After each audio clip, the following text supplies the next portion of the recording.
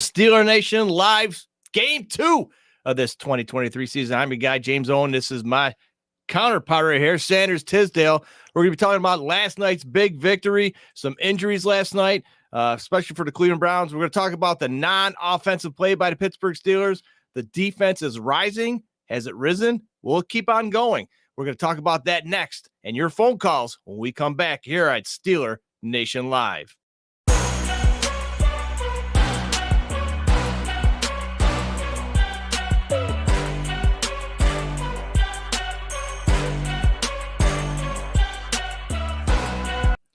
Hey guys, welcome back. Like James said, Steeler Nation Live.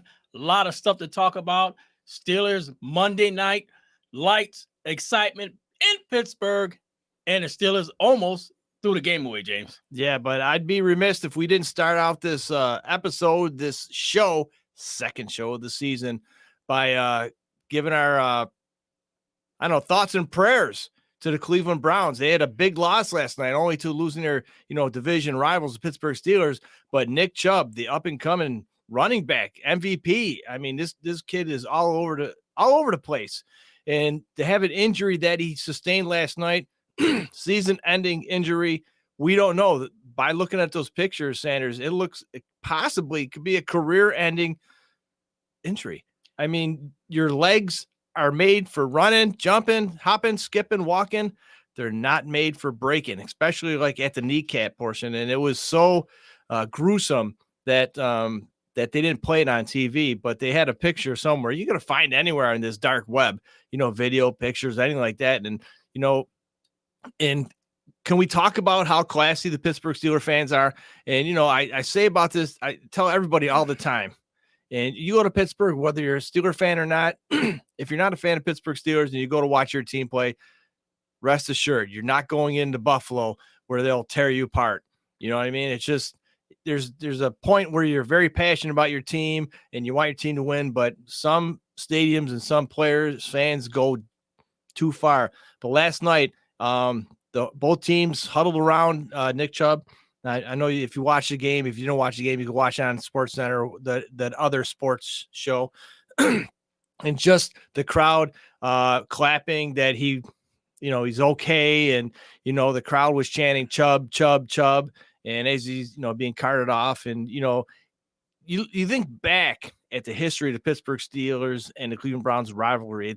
There's no love lost between these two teams. We go back into that game against, where Rudolph was quarterbacking and he got his bell rung by his own helmet, that game. And we dislike each other very much, but there's a time and a place, where you got to put that aside when somebody's, I want to say life is in jeopardy, but the injury at this magnitude, I mean, it's time to come together and, just hope he's all right. And, like I said, they lost the game and they lost their running back, their star running back for the rest of the year, Sanders. Yeah, that was huge just to see the way that Chubbs went down.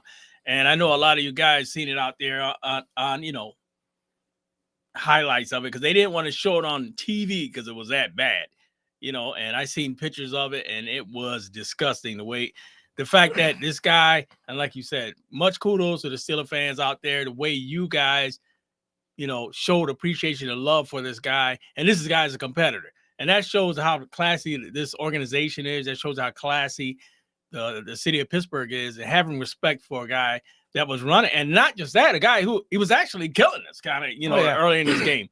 And to do what they did, applaud him, yelling Chubb, Chubb, Chubb when he was on the field. And you can actually hear this guy screaming on, national TV in pain. With the way things are going in the world, and just to see that and to see the way that they gave that much respect, I had a newfound love for him. I wish I'd have worn my Steeler gear tonight, didn't get to, but you know what? James is always representing like he always is, and we always try to represent Steeler Nation like it should be in the house. I got bringing out the Watt jersey, and James, speaking of Watt, we got a lot of other things to talk about, but speaking of Watt, should this guy be playing quarterback for the Pittsburgh Steelers? That's the way I see it, James. Listen, you could be playing quarterback there, Sanders. And we all want to be hopeful that the next man up is going to come up. And it's so hard when you have a player like Ben Roethlisberger to try and replace him. Rudolph couldn't do it. We had a couple other guys in there couldn't do it. And Pickett was the first round draft choice of the Steelers. We have high hopes for this kid, Sanders, and a lot of people out there, proving wrong, that when you're under the leadership of a offensive coordinator who's clueless, you're taking this young guy and you're pretty much throwing his career away. I mean, you're the coach, you're the leader, and these guys look up to you, they listen to you. But when you're steering him in the wrong direction, where do you expect this guy to go? Now, it doesn't help that his accuracy isn't really that good, or at least it hasn't been for the past 2 games. It's either a catch or an interception. Sometimes you don't know what this guy is doing. Where is he throwing the ball and why he's throwing it, because he's so young. And when you have this, this vanilla offensive scheme, and this is what you're told to do. Okay, I don't care. Throw the ball in there. You throw it in there. And if it's intercepted, it's intercepted. It's all on you. So to have a leader like this, Matt Canada, I mean, we have to do it now and get him out early so we don't ruin this kid's career, Sanders. Yeah, I'm in total agreement with that. You got to figure it out. I mean, I'm not going to blame all of this on Matt Canada. I mean, don't get me twisted. It goes all the way around Mike Tomlin. It goes to Matt Canada, and it also rests with Kenny Pickett. Kenny Pickett, no matter what you're looking at, you're the leader of this team. And some of your passes were, again, and I can't believe this is another week with me beating him up, but some of his passes were so ridiculously off, or, guys wide open. It was like he did not have any type of, like it was rookie year was this year. You know what I mean? It was just kind of weird. Well, actually, he did better in rookie year. Yeah, he did. And that's right. And I spoke on that last night when I text people. I was like, you know what? It's crazy to watch him degrade like that from last year. I mean, don't get me wrong. In a player's career, you see it over time, where a guy just actually, like Ben, like at the end, you can see that decline. You know what I mean? But to go from this, with the hopes up here to, basically down. And don't get me wrong, guys, I've seen it in the NFL. You get so I don't know why it scrapes me. Matt, is it the quarterback for New England Patriots? Oh, Matt Jones. Matt Jones. This guy, he's out there. He had a great rookie season, and he comes out the next season and he's struggling. He's been kind of struggling since, where they've been like flipping back and forth between quarterbacks. That's how bad it's been. And maybe Pittsburgh is going through somewhat of that type of thing. And is it the answer to just pull Kenny Pickett out and maybe throw somebody else in there, put in Mitch, put in whoever? I mean, at this point, they're as bad as he was playing, but I mean, he did just enough, I guess, James, for the Steelers to win this game at 26. What was it, 26 to 22? Well, he's still, not to make excuses for him. He's still young. He still has a lot to learn.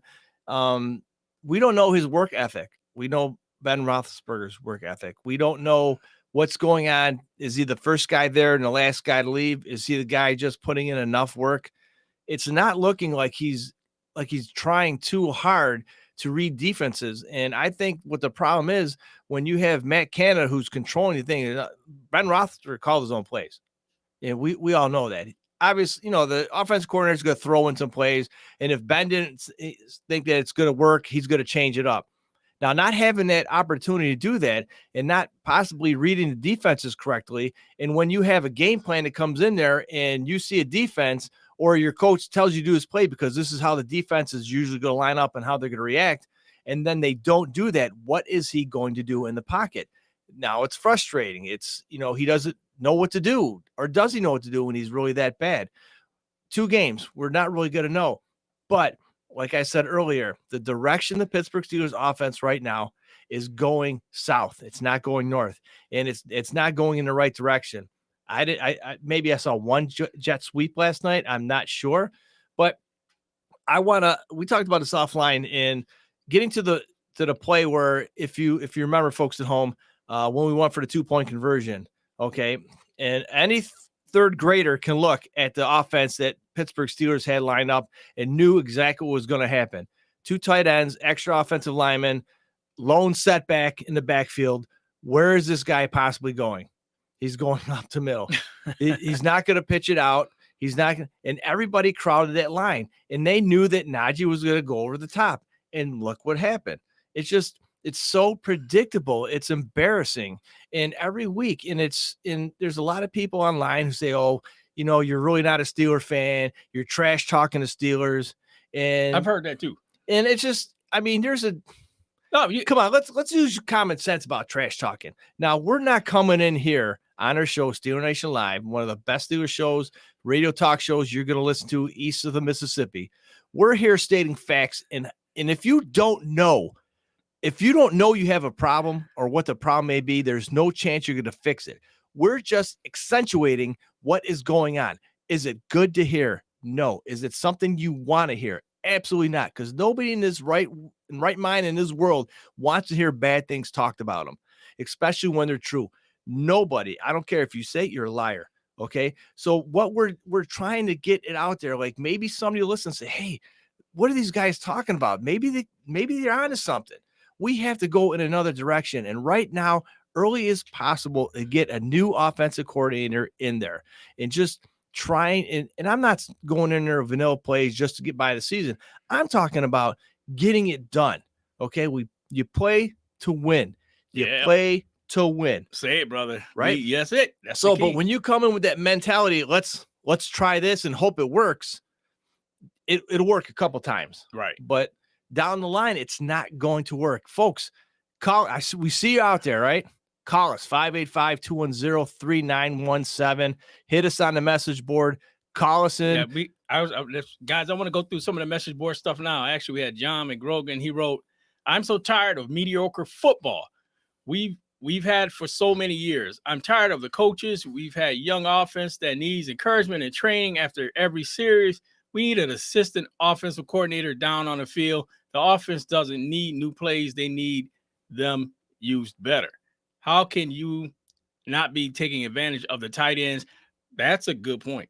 Of the tight ends or screens for good rushing teams.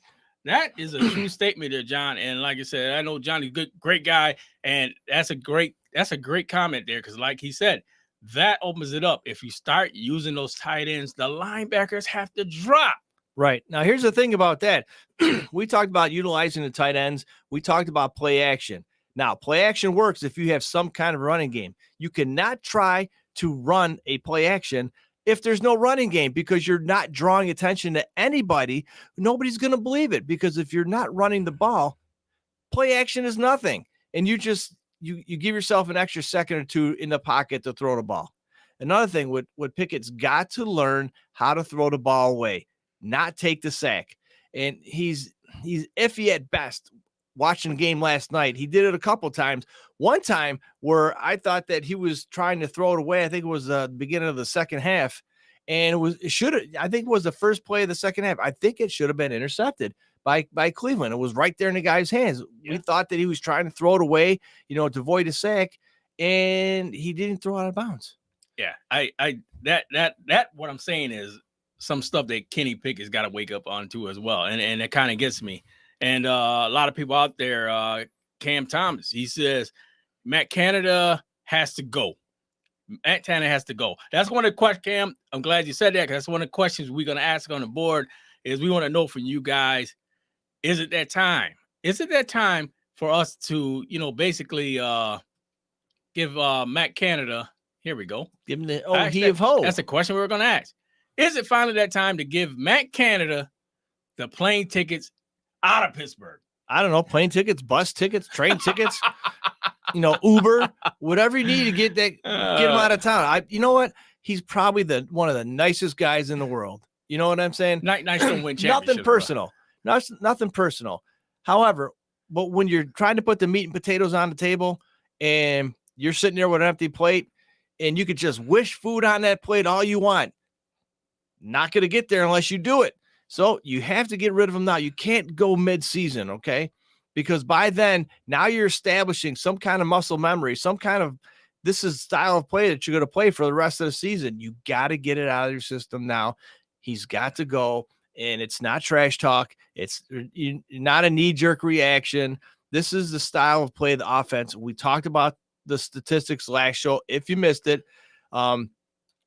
for the past since Matt Canada has been offense coordinator for the Pittsburgh Steelers. 36 games he's coached and supervised. Out of those 36 games, 27 games were below 20 points. You don't win many ball games when you score below 20 points, okay? And 400-yard games. Listen to this, folks. If you're keeping score at home, get your pens, get your paper out there. Out of the NFL, 31 teams have attributed 400 plus yards 3 times. Every team in the NFL, every team in the NFL has done it at least 3 times. Pittsburgh, goose egg, 0. Under the watch of Matt Canada, this offense is about as flamboyant. I don't know. I don't want to go there, but yeah, thank you. He was getting ready to go off to the ramp over here somewhere. I was ready to go. Hey, but I agree with you 100% on that. And guys out there, like you said, we want to go through some quick stats of the game. And like we said, it was a dismal stat for the offense, defense. Thank God they were there. Like I said, TJ Watt for president. TJ Watt, quarterback of the Pittsburgh Steelers. That's the way it should be. But James, let's go over some of the stats from the game. All right, and we look at Pickett's mediocre stats: 15 for 30, 222 yards, 1 TD, 1 interception, and that TD pass to Pickens was a great. He led him. It was a great pass, and I mean he just split the defense and he went down. Najee Harris, 10 carries, 43 yards. You really didn't get to rock that much because he wasn't really producing. I mean, there's times when you got to say, all right, let's try and change his channel and move on. Pickens, 4 catches, 127 yards in the air, 1 touchdown was great. And Jaylen Warren, 4 catches, 66 yards. Now, he was the bell cow, if you really want to say anything last night about Jaylen Warren coming in there, extending those plays, making those first downs when it's needed, and giving that Najee a little boost that, hey, Najee had some, a couple bursts and a couple runs last night that, reminded us why we drafted him first 2 years ago. So it's not all lost. I mean, but then we get back to the offensive line. We had excuses last year of, new guys working together, not really gelling too much. But now it's past that because we got to the end of the season. We were 2-6, and then the rest of the season went 6-1, whatever the record was. Didn't make the playoffs. Well, we ended up on a high note though. And then next, you expect this year for the offensive line go through training camp, amazing preseason, awesome job. Get to regular season and they lose their freaking minds. I don't know what to say about it. But then when you're doing certain plays in preseason and then you switch back to the normal, boring, vanilla offensive last year, and then you, like you said, Sanders, you're going the wrong way. You're going backwards instead of forwards, and that's what this offense is doing. And that goes right along the offensive coordinator's position. He's got to get his team. Not only does he got to get the team good plays, great plays, they got to gel. He's got to control this offense, and he's not doing it. Yeah, and that's all it comes down to. Guys, like we said, we're gonna have some stuff on the board as well. And did you finish up with the stats there? Or? No, we got some more stats. Let's flip the ball over to the Cleveland Browns side. Watson needs a massage, I guess. 22 attempts, 40 attempts, 22 receptions, 235 yards, 1 TD, 1 interception. Now you go back, he's got 10 more throwing yards than Pickett did. I mean, this guy they're paying $250 million for. Pickett, they get in from a pack of football cards and some bubble gum. And he got this kid. Nick Chubb, 10 carries, 64 yards. This guy was running all over Pittsburgh. Ford, the backup to Chubb, 16 carries, 106 yards on the ground. He was tearing us up too. We have a phone call. Yeah, but let's try to get a phone call in there. Oh, hold on. It should be still coming. Hey, guys, welcome to Steeler Nation Live. Can we hear you? Who you got on the line? Guess who it is on the line? You guys missed me last week. San Fran Steve. I think we still had your number blocked. I think that's why you couldn't get through. But folks at home, if you're not familiar, this is San Fran Steve, one of our dedicated callers to the show. He's not a Steeler fan. We call him San Fran Steve for a reason. Well, I like the guy. He's a football lover. That's what I give respect. And the thing about it is, like you said, we wanted to talk to him last week. We had a bad he couldn't get on last week for some reason. Because you blocked him. I told you. I know. I tried hard too. Yeah, But the can't thing avoid about it is, San Fran, Steve, your guys are looking phenomenal. The San Francisco 49ers, quickly, I want to get on them. They're, 2-0. They're looking strong, looking great. Actually, might be the team to beat out of the whole NFC. So, Well, what about the Cowboys? Yeah. Cowboys looking good, unfortunately. Unfortunately, I hate to say it, and I think you guys will hate to say it too, but the Cowboys look right now unstoppable. Their defense is probably the best in the league right now. Yeah, but they got to play somebody. When they play somebody good, I mean, who are they playing next? They're playing the Cardinals. First, they played. They just beat up the Rodgers-less Jets, who look abysmal without any kind of leadership. Zach Wilson is not. He's like our Kenny Pickett. And who they trounced the first week? I can't remember. It was a no-name team. The Giants. They destroyed the Demons. No, it's just like what I think it is. I still think before going into this weekend, last weekend, I thought the Jets had the second best defense in the league, and they got exposed a little bit. Just like I said, I thought in the league, I think the 49ers has the third of the four best defense. I think our secondary has a little spots they could improve on, but no, I was watching your game last night, and if it wasn't for your defense, I think you guys would be in a different mood today, because they forced two turnovers that went for touchdowns, and the only thing your quarterback did was his big play was that 71-yard touchdown that your Pickens. It's just like, I think if it wasn't for that, I think because the Browns are just chewing you up with on the run game. It's just like I think you guys need to worry about getting the middle clogged, and you're absolutely right. Your offensive coordinator needs to go. I think your GM needs, and your owner and the GM needs to sit down and have a discussion, talk to Tomlin, and go, you know what, this isn't working out for us. Yeah, I mean, if Tomlin was an offensive-minded coach, I'm pretty sure that Canada would have been gone a long time ago, and he'd be calling the plays until a reputable offensive coordinator would come to town and take over the job. But unfortunately, Tomlin is all defense, and it shows because the histories that he's been coaching for the past 17 years, we've been winning games and championships on defense. So it's kind of time to, to shore up the offense. He drafted, Najee Harris won a couple years ago. He just, you got Kenny Pickett last year, first round. I mean, trying to get, the weapons to make this offense great. But when you have an offensive coordinator who's not a good leader, who doesn't really, I mean, he's still in Madden mode with making these plays. And, there's a reason why that he went from college to college. His schemes weren't working.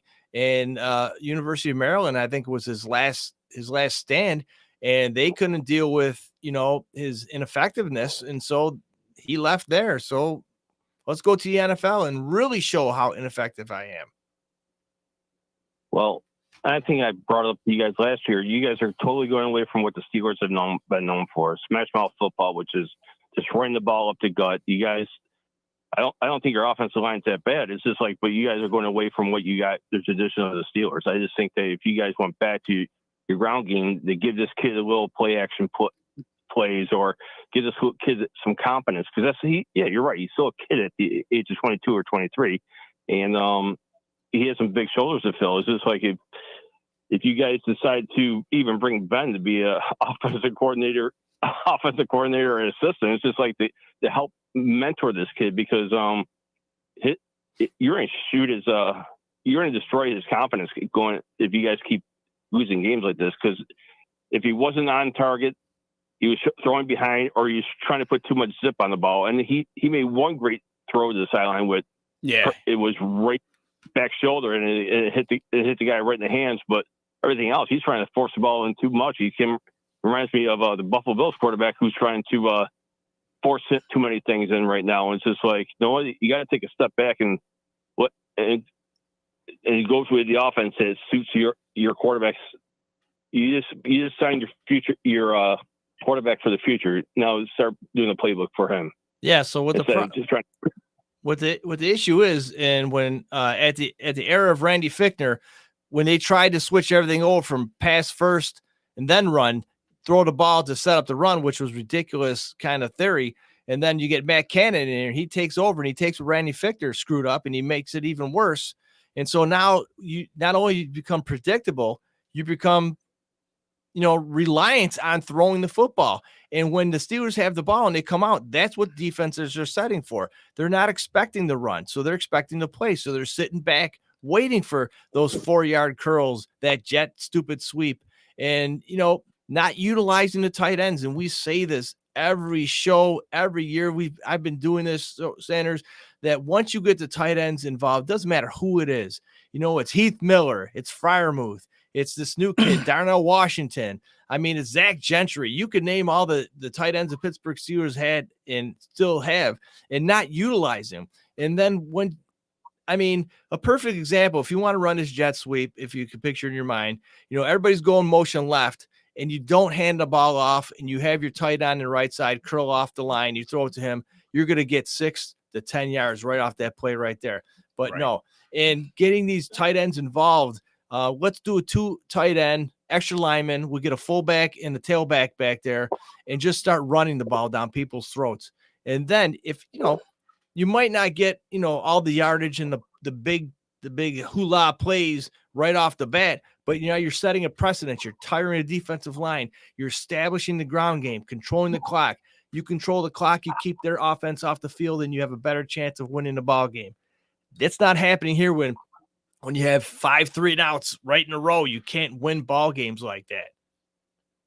No, you can't. And it's just like, you know what? It's just like, I'll watch the Bills win because the Niners are being a West Coast team. I watch the Bills, and they're going to a lot of 2 to 3 tight end sets, which I kind of like. I kind of like that idea. It's just like it's like the New England Patriots back when they were winning Super Bowls, and they were the 2 tight end set that you go to the run first, and then you go to the pass. You guys just forgot where your roots are, or not you guys, but your offensive coordinator forgot where his roots are, and probably needs to go back and look at some film and studies and see what was able to work in the past that's not working now. Right. It's not as flashy as, sitting back in that pocket and air it out 40, 50 yards for a touchdown, on the ground, because we're a blue collar team. This is what we do. We fight, we scrap for what we want, what we need to earn, and getting away from that and trying to be something you're not. This is why the Pittsburgh Steelers have not excelled in the past 5 to 10 years. Under poor leadership, poor offensive play schemes. I mean, you can only rely so much on a defense. We have one of the best and youngest upcoming defenses in the NFL. But why are they looking so shoddy? And I'll tell you why. Is because when they're out there 80% of the game, you know what I mean? They don't have time for rest. That's where injuries happen. Why do you think Cam Hayward's out? I mean, I can go on and on and on. But if you have a rested defense like the San Francisco 49ers, and they come out and they play like it's a fresh game every play that they come out. And let's talk about the San Francisco offense. Why do they do so good? I mean, you have a mediocre quarterback who's, probably up and coming. I'm not impressed with him. He gets the job done, granted. But when you have a running game like the San Francisco 49ers do, that opens up a plethora of passing plays. Kittle. Why is Kittle so good? Because he has that running game. Even before McCaffrey came to town, San Francisco already had established a great running game, a great offensive attack, which utilized their tight ends. Kittle is a great tight end. Why? Because he gets a lot of snaps. He gets a lot of catches. He gets a lot of plays. So that enhances his ability to become the player that he is. Now, these guys like Freiermuth, he could be that guy. But if you don't get giving him the ball enough, what's the sense? You know what I'm saying? Right. And now you pissed me off a little bit. I don't know why you're impressed with Purdy. It's just like he has a better winning record than your guy right now, and it's just like, okay. Let me ask you this. All right, how many yards did he throw last week?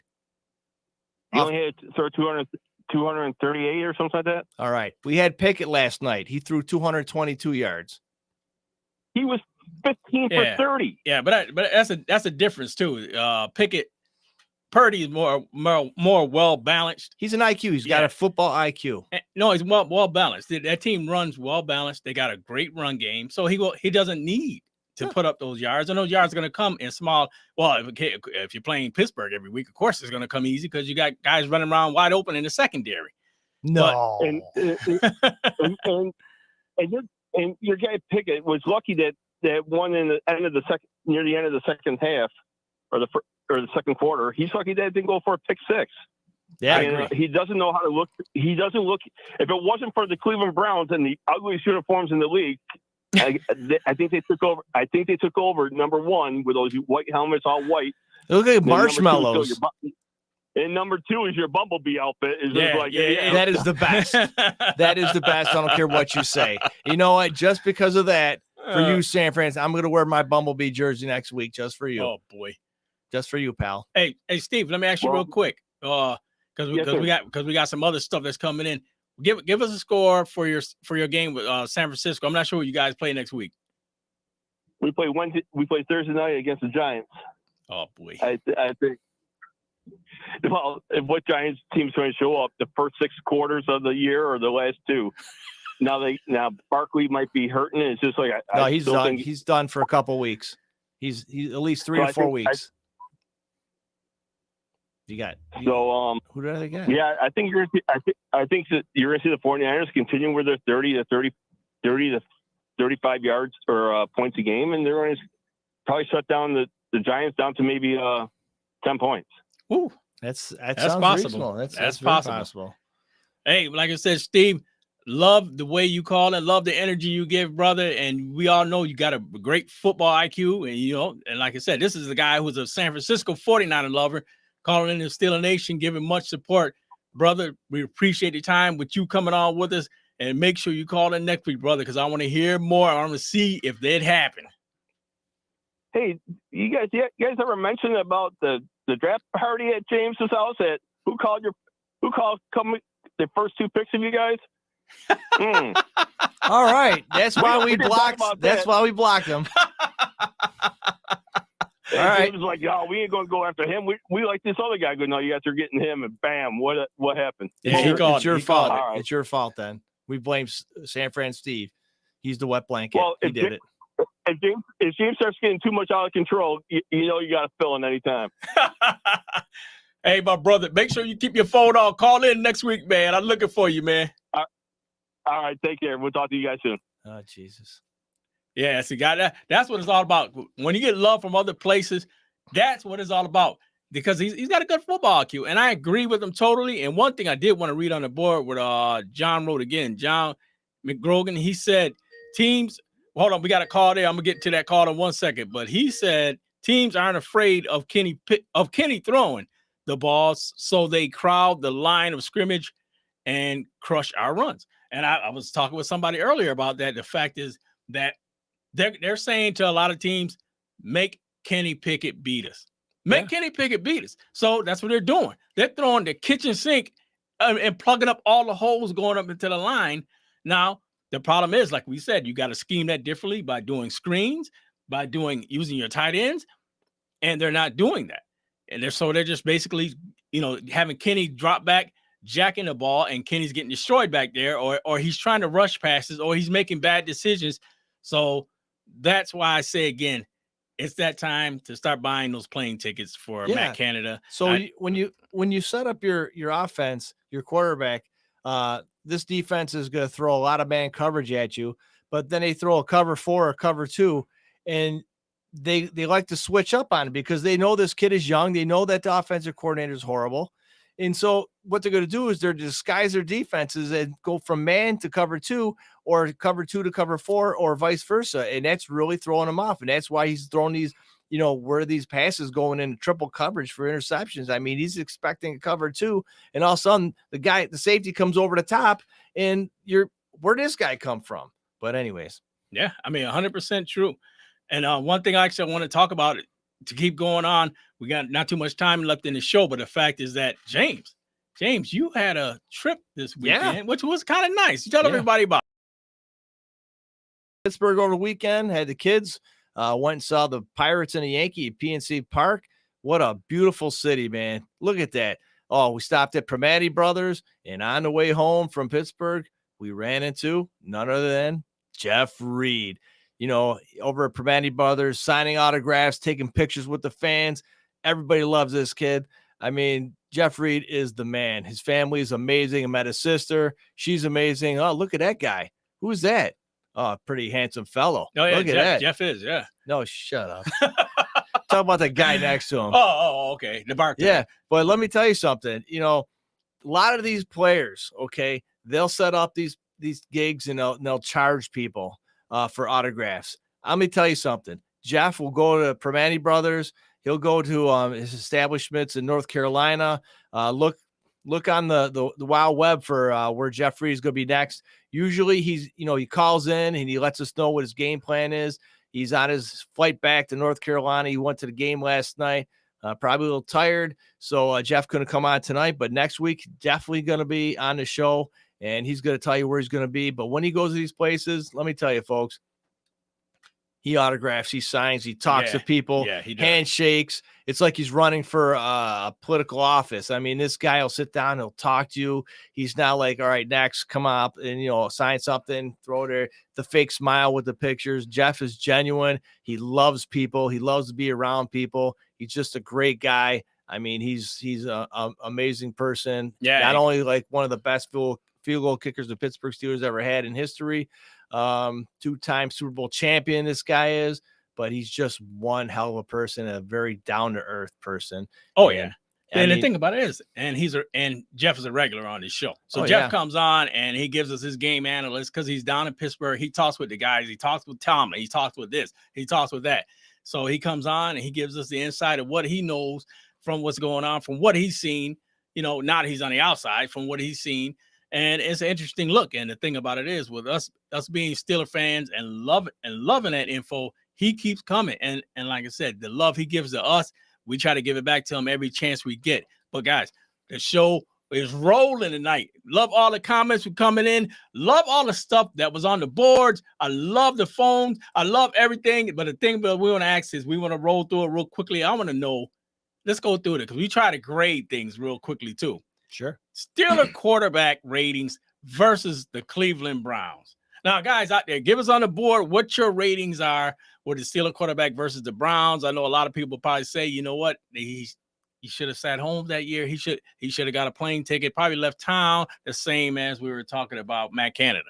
So, James, what's your quarterback rating for the Browns? Oh, for the Browns? I mean, not for the Browns, for the Steelers versus the Browns. You try and trick me there. Kenny Pickett, I mean, there were a few clutch plays, a couple passes. He got in there, was like, wow, what the heck was that? That's a great pass. But I mean, there was more like shaking your head and scratching your head as opposed to, this guy is our future. So, I mean, we won the game. We're going in the right direction, but still, I'm not impressed. C- for Kenny Pickett. You could attribute, the bad play calling or the bad plays coming in, but still, at the end of the day, the football's in his hand, and he's the only one who could direct that pass, where it's going, or why it's going, or when it's going. So, with that being said, I have to say a C-, close to almost a D. But that one pass to Pickens, a 71-yard touchdown, I'd have to give him a C-. Funny you said that. My son wrote on the board. He said the same thing, C-. Cam says C- as well. And like I said, that's the factor that's going out there. I mean, watching the game, I was thinking of F, but I'm going to give him that C- as well, because I did see some positive things. And after you get over that, like after you're out of a bad relationship, then later on you look at some stuff and you say, you know what, I should have seen that. Yeah. So that's what's going on in this game. I was so frustrated. I became angry and I wasn't looking at the whole picture. Right. And like we just discussed, a lot of it was the fact that the blocking isn't there. The blocking is a little atrocious, if I may use that word, atrocious. Do you think that's the correct word? I think it's a very good word. Yeah, atrocious. And the thing about it is, you got a young quarterback that's back there. He's getting blitz from all sides, and they're trying to beat you and trying to make this young kid beat him. And that's what I'll look back at it, and I'll say a C-. Now, James, we talked about Kenny Pickett. Everybody know we talked about him in nauseum earlier. But the thing about it is, let's get to the running backs for the Pittsburgh Steelers. Steeler running backs rating versus the Browns. Well, when you got your number one draft pick, only touching the ball 10 times on the ground, running for 43 yards and 1 I believe one run was like almost 20 yards. Not too good. Jaylen Warren comes in there and he has a couple, he has some yardage on the ground. He did most of his running after the catch. You could attribute a bad running game with, poor vision. You could always blame the offensive line. You could always fall back on that. But these guys are warriors. We picked Najee first round to do something. And if the O-line couldn't produce that he was supposed to produce for them, if they can't find holes, you got to make holes. And Najee just didn't do that last night. Granted, the Cleveland defense is no slouch. They have like a couple of the highest paid players in the NFL. Let me get it out there on defense. So that means if you're getting paid, it must mean you're doing a really good job. But even with all that said, I'm going to have to give them a D for the running game. Woo! And you and him must be a mind meld. My son as well. He said Najee an F. Cam Thomas said Najee an F. Warren a D+. And I could understand a D+ because Warren came in there on some clutch plays, some long third down plays that he extended and threw his body out there, got it all beat up just for a first down. So yeah, I'm still gonna go with a D though. Now, you know what? I'm looking at it out of a different glass. I'd say the fact that I believe Najee and Eddie Harris as well said a D for Najee, but I don't blame that whole situation on Najee. I just think of the fact that no. When they're clogging up every hole because they want to stop the run, so they're throwing everything at it. It's just that we're not game planning for it, and they're throwing everything at the run, so every hole is plugged. Najee probably, how many yards did Najee end up with? 43, 44? 43 yards on the ground. 43 yards. So to me, for him to even get those 43 yards he had, I think was a phenomenal job. Now, I'm not going to give him a B. I might give him a C-. And I'll give, what's his name, a C-, Warren, because I thought Warren was effective. That was his type of game. He couldn't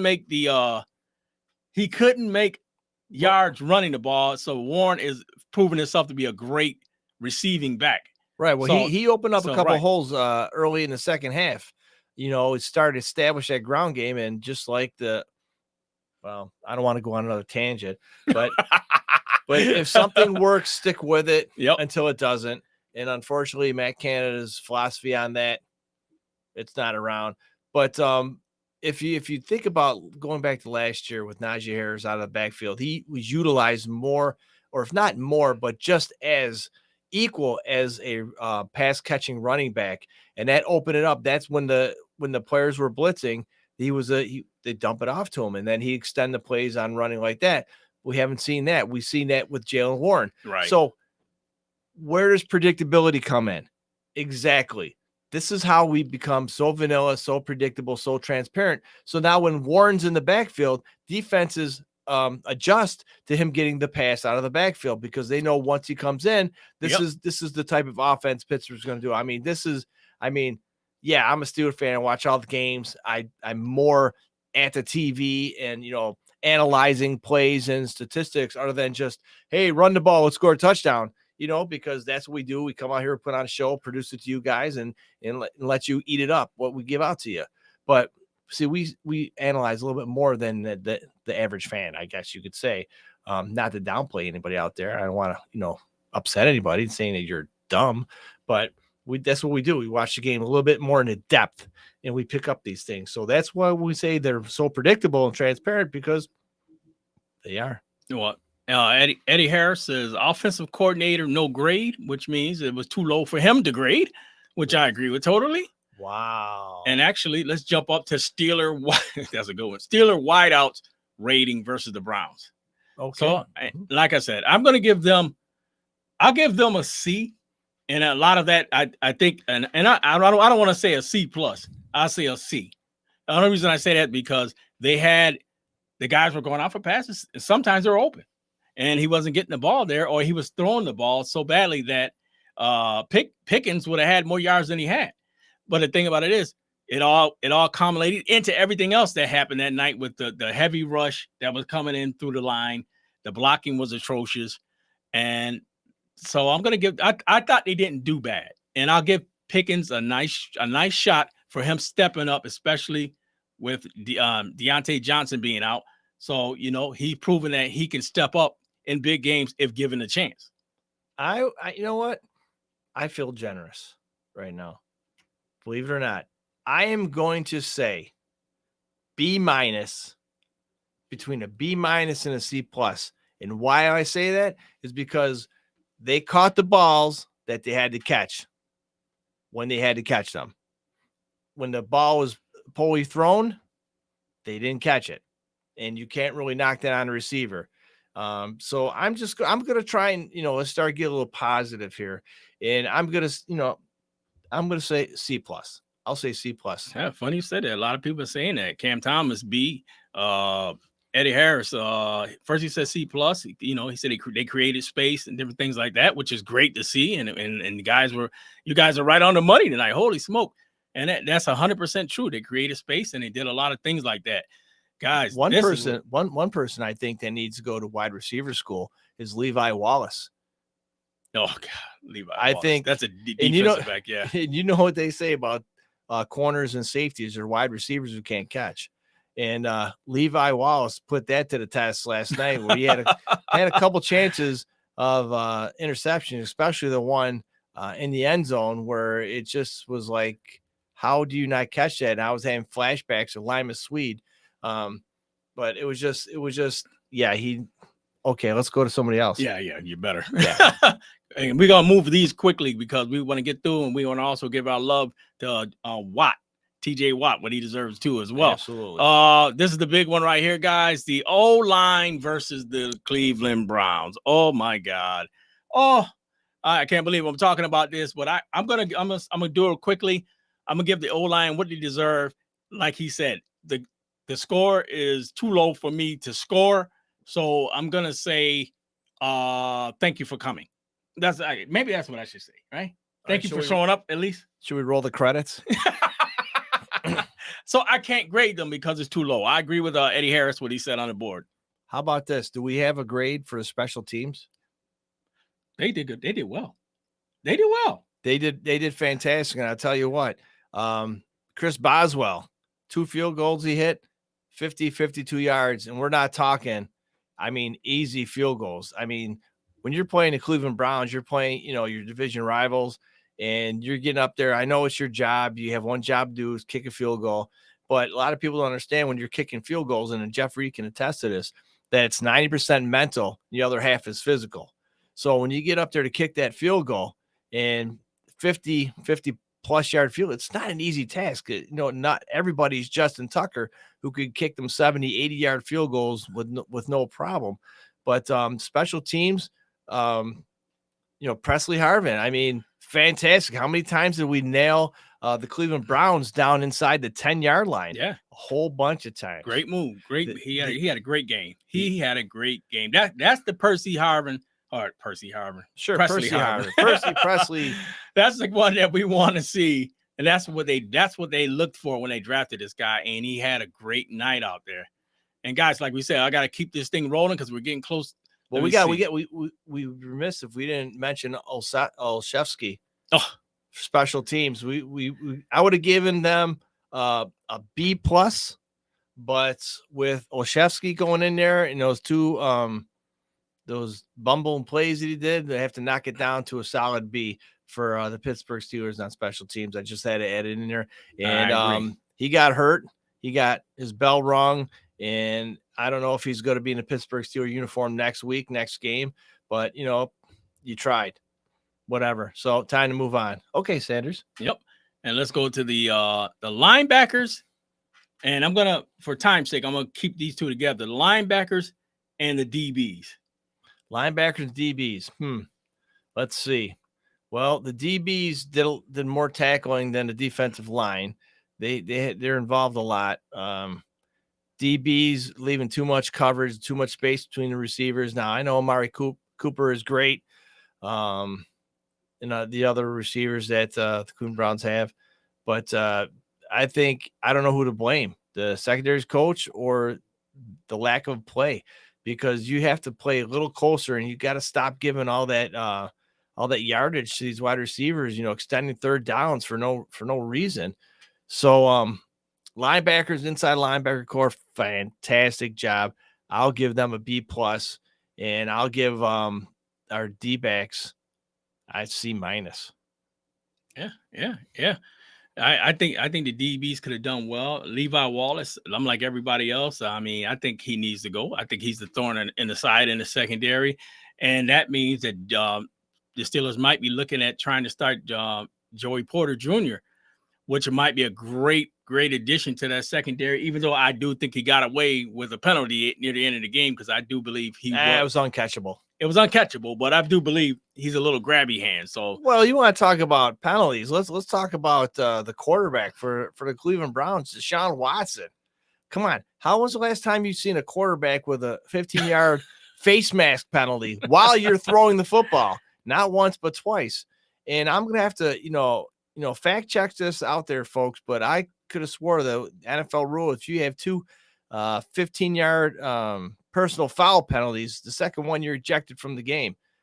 They used to announce it last season, and I don't think they announced it this year because they didn't do it.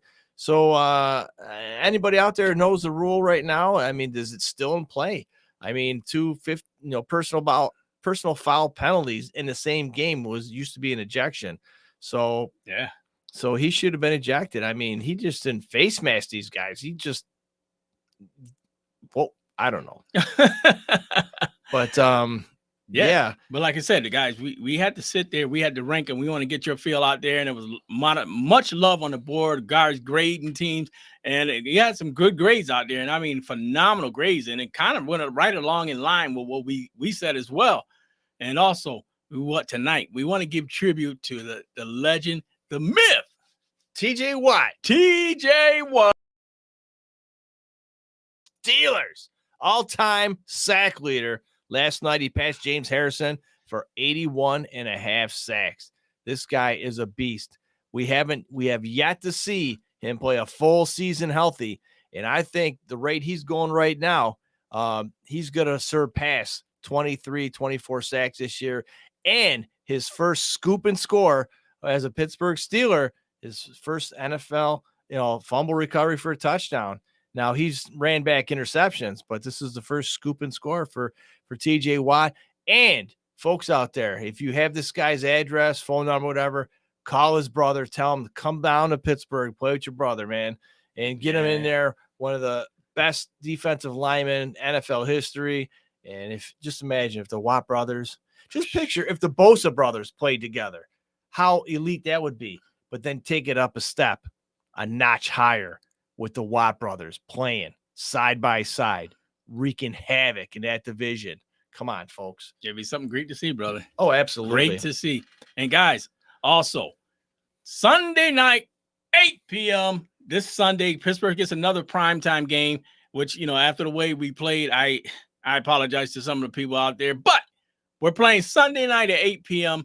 or 8:15 p.m. Whatever. And James, give me a score for this game. We're Vegas. Going to Las Vegas, playing the Raiders. Las Vegas. Give me a score for that game so we could put it in the hat and see what happens. And next week we'll talk about it, and hopefully we're talking with some positivity. Sure. The Las Vegas Raiders, one of the most prestigious, iconic football teams in NFL history, going back to the Oakland days. The ownership, the team, the passionate fans, always coming to play, always showing up, and they travel well. Not as well as the Pittsburgh Steelers fans, because we all know that the Pittsburgh Steelers fans are the best fans in football, and we travel better than anybody. Don't care what you say, prove me wrong. Anywho, after Derek Carr, after he got thrown out of Las Vegas, and he's playing for New Orleans Saints now, doing a great, fantastic job down there for the Saints. I don't know. The Raiders really have nothing to talk about at this point right now. And, the way the Steelers are playing, this is a good game to go into for the Pittsburgh Steelers. No slouch to Raiders. Don't get me wrong. I don't want any hate mail or hate phone calls from you Raider fans, or I don't want to get attacked. But I do see Pittsburgh going to Las Vegas and putting out a show. I think it's not going to be a blowout.